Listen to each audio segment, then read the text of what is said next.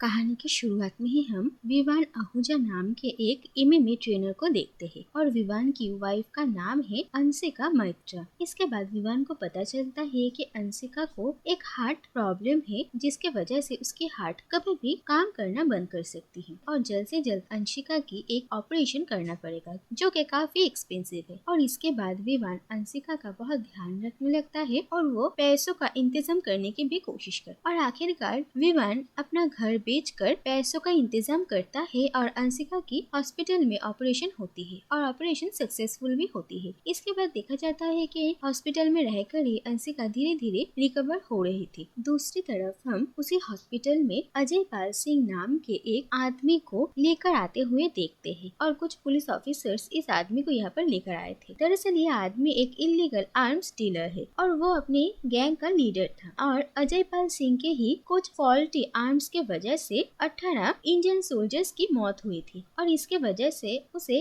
Arrest किया गया था और जेल में रहते हुए उसके पेसमेकर में कुछ गड़बड़ी हो गई थी जिसके वजह से उसे हॉस्पिटल में लेकर आया गया और डॉक्टर कहते हैं कि जल्द से जल्द उसका एक ऑपरेशन करना पड़ेगा। तो दूसरी तरफ हम देखते हैं कि उसी दिन विवान को डॉक्टर कहते हैं कि अंशिका को डिस्चार्ज कर दिया जाएगा और ये बात सुनकर विवान काफी खुश होता है और वह अंशिका को भी इसके बारे में बताता है। फिर वो कुछ फॉर्मेलिटी पूरा करने के लिए नीचे चला जाता है। दूसरी तरफ हम एक टेररिस्ट ग्रुप को देखते हैं जिस ग्रुप का लीडर था साजू सोलंकी और वो सब इस हॉस्पिटल में ही अटैक करने का प्लान बना रहे थे और अपने छुपाए हुए सारे वेपन्स लेकर वो लोग हॉस्पिटल के अंदर आते हैं और हॉस्पिटल के सारे फ्लोर्स वो लोग अपने कब्जे में ले लेते हैं और सारे पेशेंट्स को हॉस्टेजेस बना लेते हैं। अंशिका भी इन सब में शामिल थी। तो दूसरी तरफ हम देखते हैं कि विवान अपना फोन लेने के लिए हॉस्पिटल के बेसमेंट में जाता है जहाँ पर साजू के ही ग्रुप का एक आदमी विवान को देखता है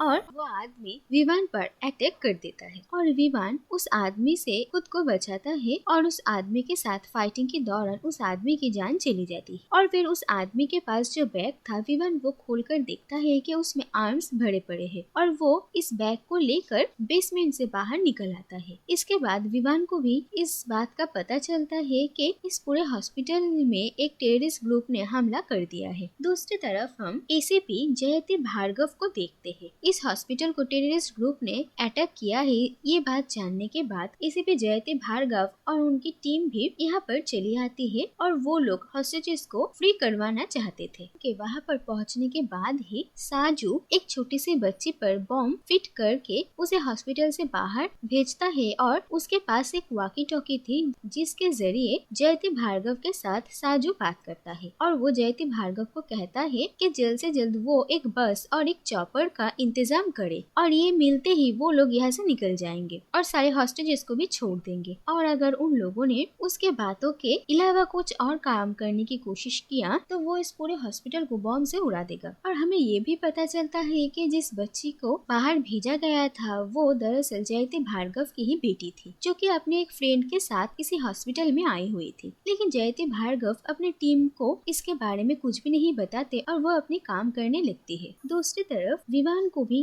जब इन सब के बारे में पता चलता है तो वो छुपते छुपाते हुए हॉस्पिटल के 6th फ्लोर में जाने की कोशिश करता है क्योंकि वहाँ पर ही अंशिका टेररिस्ट ग्रुप के पास थी और वो अंशिका को बचाना चाहता था। और इसी दौरान उसकी मुलाकात होती है हॉस्पिटल के एक गार्ड रियाज से जिसे इस हॉस्पिटल का कोना कोना मालूम था और वो भी टेररिस्ट ग्रुप से छुप कर रह रहा था। और फिर विवान और रियाज एक दूसरे का साथ देते हैं और रियाज विवान को कहता है कि अगर विवान एक बार हॉस्पिटल के कंट्रोल रूम में अपना कब्जा जमा ले तो शायद साजू और उसकी टीम विवान को ना ढूंढ पाए क्योंकि हॉस्पिटल के कंट्रोल रूम में ही सारे सीसीटीवी फुटेजेस मौजूद होंगे। इसके बाद किसी तरीके से विवान छुपते छुपाते कंट्रोल रूम में जाने की कोशिश करता है और इसी दौरान उसकी मुलाकात एक छोटे बच्चे के साथ होती है जिसका नाम है जुबिन और जुबिन कहता है कि वो इस हॉस्पिटल में अपने पापा और दादाजी के साथ आया हुआ था और उन लोगों को बंदी बना लिया गया है लेकिन वो किसी तरीके से बचा हुआ है। फिर विवान उसे भी अपने साथ ले लेता है और वो लोग जब एक साथ गुजर रहे थे तभी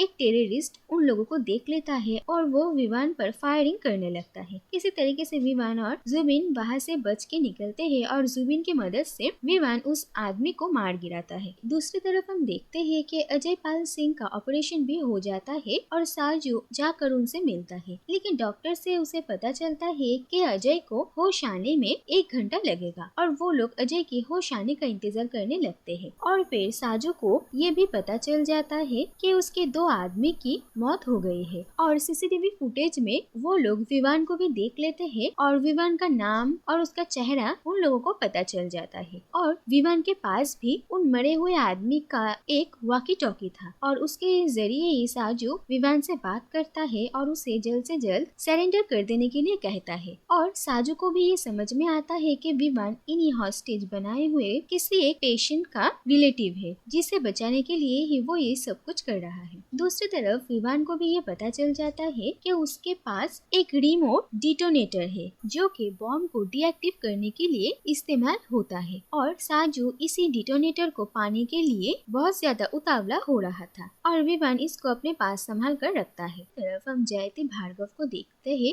जिन्होंने साजू की सारी शर्तें मान ली थी, लेकिन वो सीक्रेटली हॉस्पिटल की बिल्डिंग के अंदर घुसने की प्लानिंग कर रही थी। फिर हम विवान, रियाज और जुबिन को देखते हैं जो कि हॉस्पिटल का कंट्रोल रूम ढूंढ लेते हैं और वहाँ पर जो 2 गार्ड्स मौजूद थे उन लोगों को विवान मार गिराता है। और विवान के हरकतें देखकर साजू और भी ज्यादा गुस्सा हो जाता है और वो वहाँ पर मौजूद सारे हॉस्टेजेस से पूछता है कि कोई भी यहाँ पर विवान आहूजा के साथ है या नहीं। और ये बात जब अंशिका सुनती है तो वो बहुत हैरान होती है, लेकिन वो कुछ भी नहीं कहती। और फिर साजू विवान को वार्निंग देने के लिए कहता है कि अगर विवान ने सरेंडर नहीं किया तो वो हॉस्पिटल के एक नर्स को मार डालेगा, लेकिन विवान कोई रिस्पॉन्स नहीं करता और साजू गुस्से में हॉस्पिटल के उस नर्स को बिल्डिंग से नीचे फेंक देता है, जो देखकर सभी दंग रह जाते हैं। इसके बाद हम देखते हैं कि विवान एक एक करके सारे फ्लोर्स में मौजूद टेररिस्ट को मारने लगता है और फिर हम देखते हैं कि ग्राउंड फ्लोर में मौजूद सारे हॉस्टेजेस को वो छुड़ा लेता है। फिर हम देखते हैं कि विवान जयति भार्गव के साथ कांटेक्ट करता है और उन्हें हॉस्पिटल के अंदर की सारी इंफॉर्मेशन देता है और विवान की मदद से जयति भार्गव को हॉस्पिटल के अंदर जाने का एक रास्ता भी मिलता है। इसके बाद हम देखते हैं कि साजू के एक टीम मेंबर से एक आदमी उसका गन छीनने की कोशिश करता है, जिसके बाद उसे भी मार डाला जाता है, जो देखकर उस आदमी का बच्चा काफी डर जाता है, लेकिन अंशिका उसे संभालती है। इसके बाद हम देखते हैं कि अजय की भी होश आ जाती है और अजय और साजू वहाँ से निकलने के बारे में सोचते हैं, लेकिन साजू तय करता है कि यहाँ से जाने से पहले वो विवान को ढूंढकर पहले मारेगा। दूसरी तरफ विवान रियाज से बात कर उसे ये समझ में आता है कि दरअसल साजू पुलिस से मांगे हुए चॉपर और बस का इस्तेमाल करके यहाँ से नहीं भागने वाला, बल्कि उसका प्लान कुछ अलग है। और ये बात विवान जयति भार्गव को भी बताता है और ये इन्फॉर्मेशन मिलने के बाद जयति भार्गव और उनकी टीम हॉस्पिटल के अंदर घुसने की तैयारी करते हैं। तो दूसरी तरफ साजू और उसका टीम 6th फ्लोर के सारे हॉस्टेजेस को अपने साथ लेकर स्टेयर्स को बॉम्ब से उड़ाकर वहाँ से निकलने वाले थे, लेकिन वो लोग जब फाइनली निकलेंगे तभी वहाँ पर विवान आ जाता है और वो साजू और उसके टीम के मेंबर्स को रोकता है और बाकी लोगों को हराने के बाद फाइनली साजू और विवान एक दूसरे के सामने आते हैं और साजू को ये पता चलता है कि विवान दरअसल अंशिका का रिलेटिव है। फिर विवान और साजू के बीच फाइटिंग होती है और एक एलिवेटर के गिरने की वजह से साजू की वहीं पर ही मौत हो जाती है। हम देखते हैं कि जयति भार्गव और बाकी पुलिस ऑफिसर्स हॉस्पिटल के अंदर आते हैं और वहाँ पर